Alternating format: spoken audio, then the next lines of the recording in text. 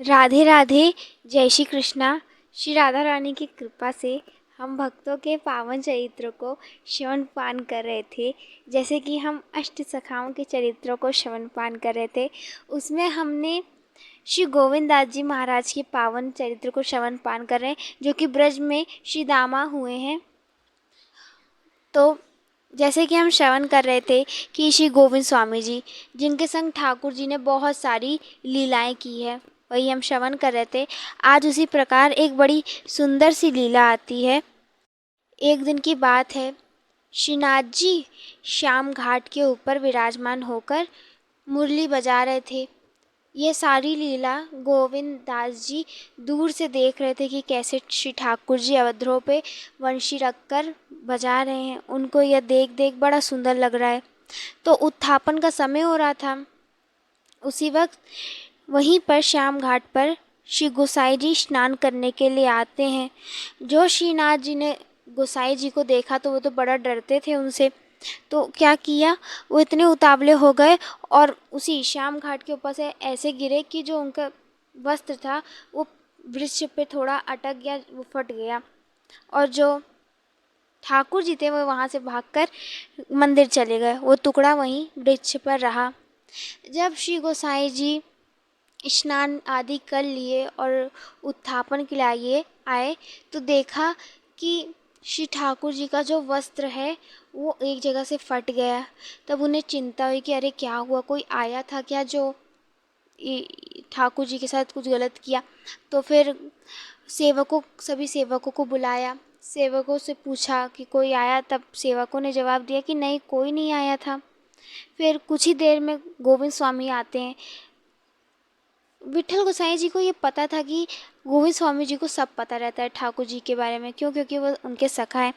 तब विट्ठल गोसाई जी ने श्री गोविंद स्वामी जी से पूछा कि अरे गोविंद, ये बताओ कि ठाकुर जी के वस्त्र कैसे फटे, तुम्हें पता होगा।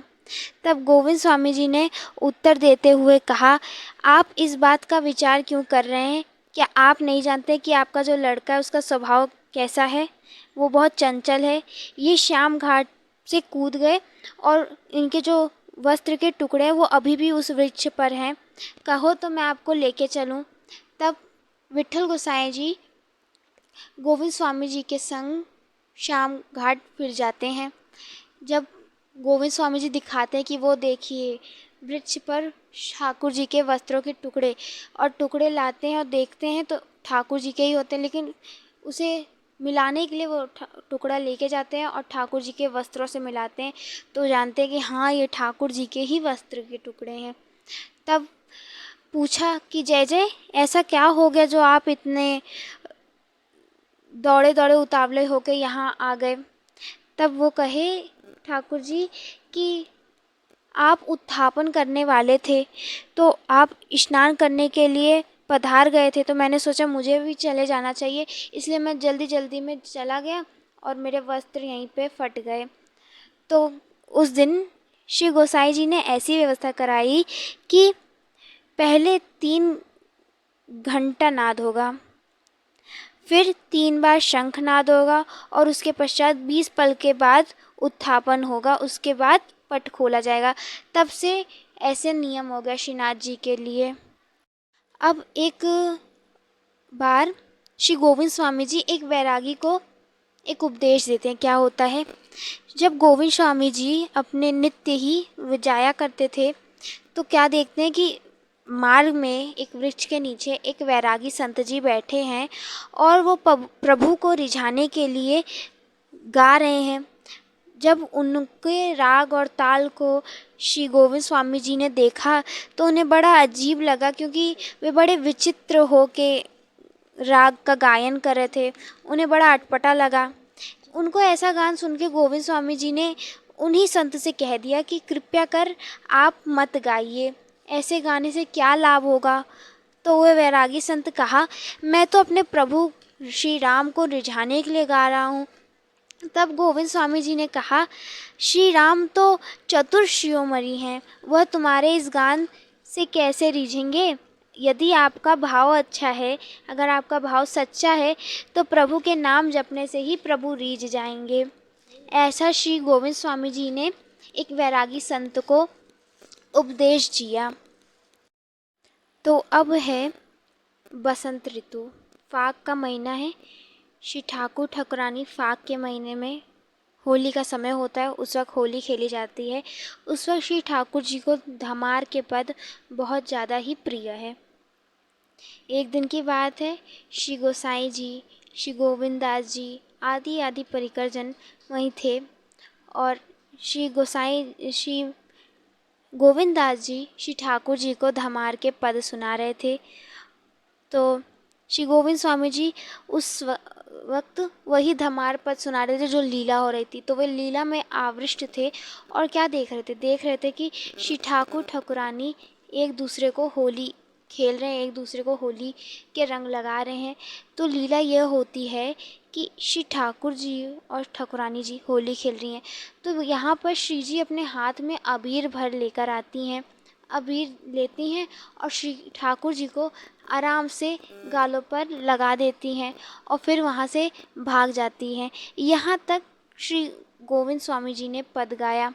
फिर उसके बाद जो पद की पंक्ति थी उसी को वो बार बार रट रहे थे, बोल रहे थे।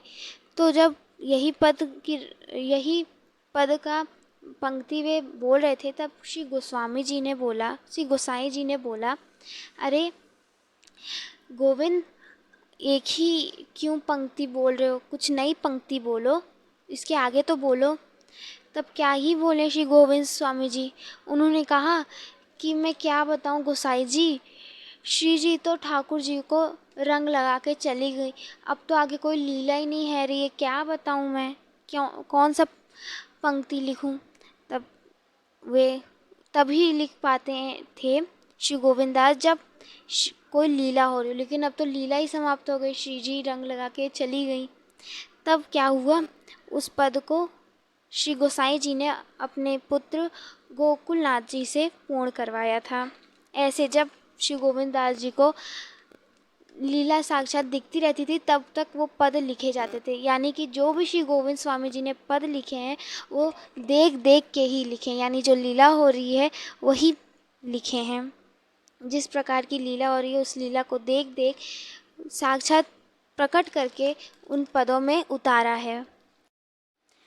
तो श्री गोविंद स्वामी जी की जो गायन कला थी वो बहुत प्रसिद्ध थी, सबको उनका गाना बहुत प्रिय था। तो ये बात तानसेन को भी पता चली थी कि जो गोविंद दास जी हैं वृंदावन के, वो बहुत सुंदर गाते हैं। तो उनकी इच्छा थी कि मैं भी ज़रा सुनूं कि श्री गोविंद दास जी कितना सुंदर गाते हैं, मैं भी जानना चाहता हूँ कि वो कितना अच्छा गाते हैं। तो एक दिन वे वृंदावन गए और वहाँ पर गोसाई विट्ठल जी थे। उस वक्त गोविंद स्वामी जी वहाँ पर नहीं थे, किसी कार्य से वृंदावन में गए थे। तो उसी वक्त वे गोसाई जी के पास आए और कहा कि मुझे कुछ सेवा प्रदान करें। तो उस वक्त गोसाई जी ने कहा कि अब आप इतने सुंदर बादशाह के दरबार में गाते हैं तो श्री ठाकुर जी के लिए भी गाएं। तो वहाँ पर वे श्री ठाकुर जी के लिए गाते हैं, गाया उन्होंने बड़ा सुंदर। फिर गाने के बाद श्री विट्ठल गोसाई जी को लगा कि ये बादशाह के दरबार में गाते हैं, इनको कुछ देना बनता है। तो उस वक्त श्री विट्ठल गोसाई जी ने उनको 1000 रुपये दिए थे और एक कौड़ी दी थी। पहला 1000 रुपये और एक कौड़ी। अब जब देखा तानसेन ने कि उनको गोसाई जी ने एक कौड़ी और साथ ही साथ 1000 रुपये दिया, तो उन्हें बड़ा अटपटा लगा कि ये कैसे, कुछ समझ नहीं आया उनको। तब गोसाई जी ने स्वयं ही बताया कि जो एक कौड़ी है, जो 1000 रुपये हैं, ये तो आपकी गायन कला, क्योंकि आप बादशाह के दरबार में गाते हैं, और जो एक कौड़ी है ये इसलिए क्योंकि आपका जो गीत है वो गोविंद दास जी के सामने एक कौड़ी का है, ऐसा उन्होंने कह दिया। तो उतनी ही देर में गोविंद स्वामी जी आते हैं और फिर विट्ठल गोसाई जी ने कहा आप यहीं रुकिए, अभी गोविंद दास जी गाएंगे, आप श्रवण करते हुए जाएं। तो वहीं पे तानसेन भी चाहते थे कि मैं भी सुनूं, सुंदर गाते हैं। तो वहीं बैठे तानसेन और जो श्री गोविंद दास जी ने सुर छेड़ा तो इतना सुंदर गाया कि जो भक्तजन वहाँ एकत्रित थे, तानसेन थे, सबके नेत्रों से अश्रु बहा, सबके नेत्रों से आंसू बहे, क्योंकि वो इतना सुंदर गायन किए थे। उस वक्त उन्होंने यह पद गाया था कि प्रियतम प्रीत ही ते पइए, जयदबि रूप गुण शील सघरता, इन वातन न रिझइए, सतकुल जन्म करम शुभ लक्षण वेद पुराण पढ़इए, गोविंद बिना स्नेह सुआ लो रसना, कहा जो नचइए। यहाँ पे इसकी व्याख्या होती है कि जो प्रियतम है वो केवल प्रेमी से मिल सकते हैं। एकमात्र प्रेमी एक ऐसा मार्ग है जिससे प्रियतम मिल सकते हैं। भले ही आप जितने भी गुण, रूप, शील तथा सुंदरता से संपन्न हो, परंतु इन सब से प्रियतम कभी नहीं प्रसन्न होंगे। श्री गोविंद स्वामी कह रहे हैं कि आप उत्तम कुल में जन्मे हो, शुभ कर्म करते हो, शास्त्रों के ज्ञाता भी हो, परंतु प्रेम के बिना आपकी जीभ से निकले वाक्य व्यर्थी हैं, उससे क्या ही लाभ है। ऐसा श्री गोविंद दास जी ने इस पद में बताया। और जो ये पद सुना तो तानसेन को भी पता चल गया कि श्री ठाकुर जी केवल प्रीत से मिलते हैं, प्रेम से मिलते हैं। आप जितना सुंदर राग दे दो, लेकिन ठाकुर जी तो प्रीत से ही मिलते हैं, प्रेम से ही मिलते हैं। और इसी को सुन तानसेन रुदन किया था, नेत्रों में उसके आंसू आए थे। फिर बताया जाता है कि जब वह श्री गोविंद दास जी के इस पद को श्रवण किए थे, तो जब पद पूर्ण हुआ तो झट से गोसाई जी के पास गए और गोसाई जी से कहा, आप सही कह रहे थे कि श्री गोविंद दास जी बड़ा सुंदर पद गाते हैं, परंतु मेरी आपसे एक बात कहनी थी कि आपने जो मुझे एक कौड़ी दी है, ये एक कौड़ी के भी लायक मैं नहीं हूँ, उनके सामने मैं फीका हूँ, इसलिए ये एक कौड़ी भी आप ले लीजिए। स्वयं तानसेन ने ही कहा था। तो अब ये तानसेन को पता चल गया था कि श्री गोविंद स्वामी इतना सुंदर गाते हैं, तो पुल बांधते हुए श्री गोविंद स्वामी जी के गीत के वे राज दरबार में पहुँचे। अब जब पता चला अकबर को कि वो इतना सुंदर गीत गाते हैं गोविंद स्वामी जी, तो उनकी इच्छा हुई कि मैं इनके पद को सुनने जाऊंगा। तो गए, ऐसे एक दिन इच्छा हुई और गए। वेश बदल के अकबर गया था, वहाँ पर गया और बैठ गया पेड़ के पास। उस वक्त श्री गोविंद स्वामी जी भैरव राग में पद गा रहे थे। इतना सुंदर पद, वैसे भी वो इतना सुंदर पद गाते थे। और अकबर तो गायन कला के लिए दूसरे के वो तो बोराया रहता था कि मुझे सुंदर से सुंदर सुनने को मिल जाए, तो पीछे बैठा हुआ था और बहुत सुंदर गा रहे थे श्री गोविंद स्वामी भैरव राग में। तो उसे कुछ पता नहीं, उसने बीच ही में क्या बोल दिया, जैसे वो अपने राज दरबार में बोलता है, वाह वाह। जो वाह वाह बोला वो चौंक उठे गोविंद स्वामी जी। वे सोचे, अरे किसने बोला वाह वाह। तो पीछे देखा, समझ गए कि ये अकबर है। बोले कौन? तो अकबर ने कह दिया कि मैं अकबर बादशाह, दिल्ली का बादशाह। तो गोविंद स्वामी ने कहा, अरे छी गया छी गया छी गया। अब अकबर सोचा कि मैंने तो उनको छुआ नहीं, तब ये क्यों कह रहे छी गया छी गया। उन्होंने कहा, अरे स्वामी जी मैंने तो आपको छुआ भी नहीं, तब भी आप क्यों कह रहे छी गया छी गया। मुझे पता है कि आप मेरा स्पर्श नहीं करते, इसलिए मैंने आपका स्पर्श नहीं किया, तब आप मुझे क्यों कह रहे हैं कि छी गया छी गया।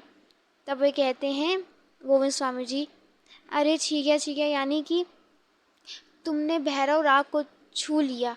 आपसे मैं कभी भी भैरव राग को नहीं ठाकुर जी के सामने गाऊंगा, क्योंकि इस राग को एक यवन ने सुन लिया, इसलिए ये भैरव राग अछूत हो गया है, अब छूने लायक नहीं रह गया। तो उस दिन से स्वामी जी ने भैरव राग को छोड़ दिया और फिर उन्होंने कभी भैरव राग को नहीं गाया, क्योंकि उस गीत को, उस राग को अकबर ने सुन लिया था। इस प्रकार उस दिन से उन्होंने छोड़ दिया।